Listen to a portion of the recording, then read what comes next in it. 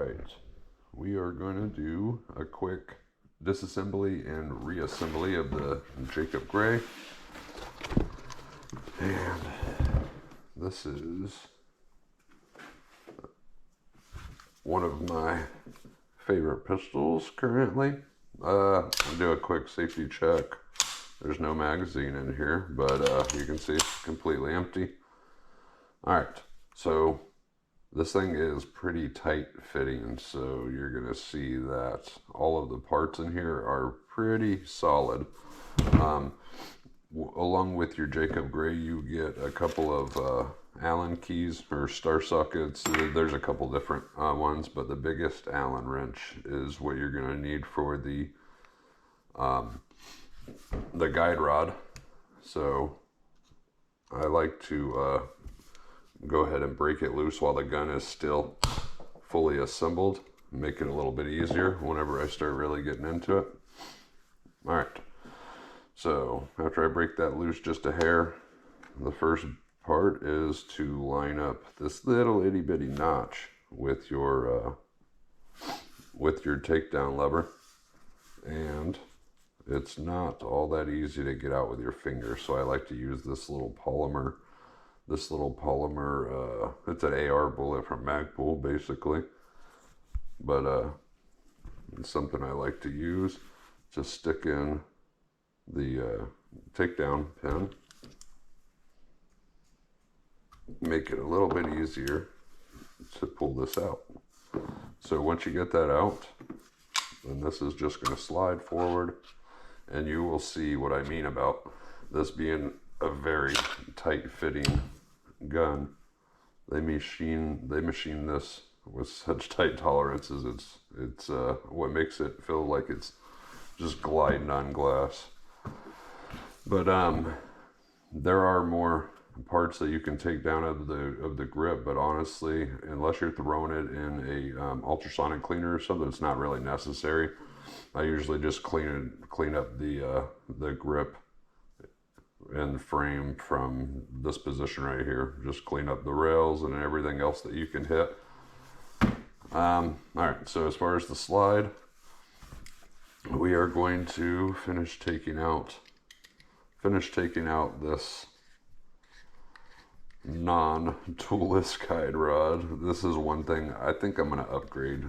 Dawson Precision, from what I understand, they make one that is a toolless guide rod that works pretty well with this pistol. So I just might have to switch over to that Dawson Precision.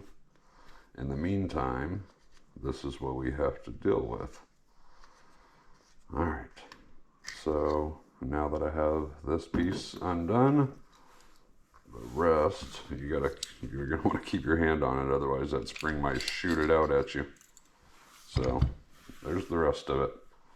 So while it's all put together, basically, it's inside the gun like so. But more on that later. Alright, so the next part, we need to get this little bushing out. This little bushing that holds the spring in there, we need to get that out. So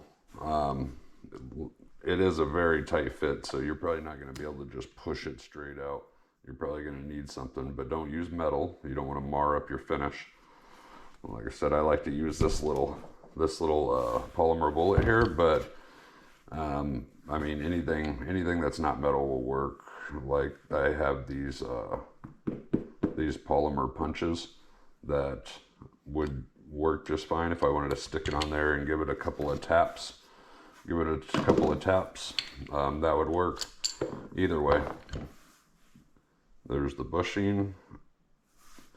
And now that the bushing's out of there, the barrel will slide right out the front. And that's it.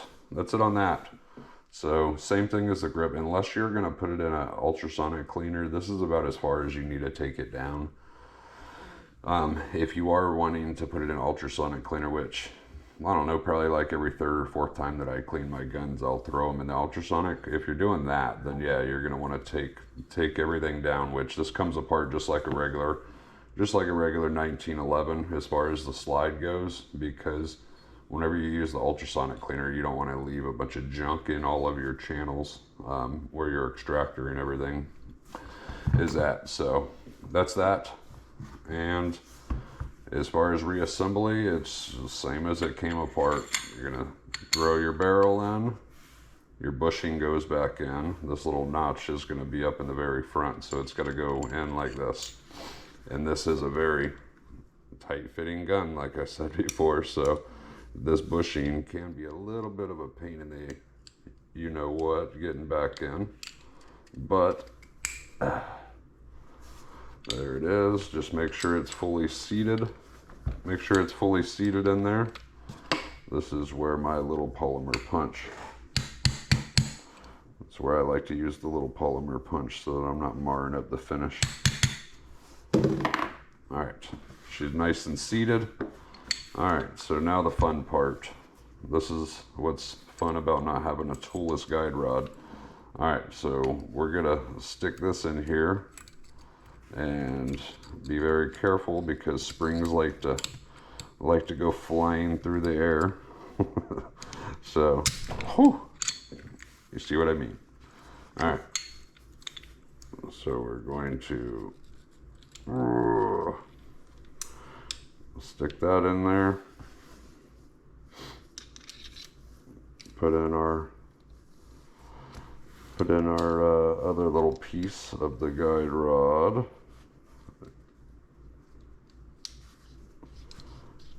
And once we get this thing, oh, I completely put that in the wrong way. Huh. As soon as we get this thing locked in there, it will hold the spring just fine for us. So this is why you hear everybody saying they want a toolless guide rod, because these things are a pain. All right, and there she is. There she is, and reassembly just like any other 1911. You're going to slide her back into place. Make sure that you got your barrel lug right where it needs to be. The easiest thing is to start this a little bit where you can see that you have it captured. Oh hell. And then you don't want it in there too far, you scratch up your finish. And then you're gonna bring the gun back to where your little round, the smaller notch is right up top, and gently push her back in. Just be careful with this part. You don't want to mess up any of your finish. That is the easiest way to do it, is with the takedown pin. So that's that. That is that. So she's back together now and ready for action. So that is one thing that I'm going to do for sure, is get me a toolless guide rod, probably the Dawson Precision one, because it'll make this so much easier. All right,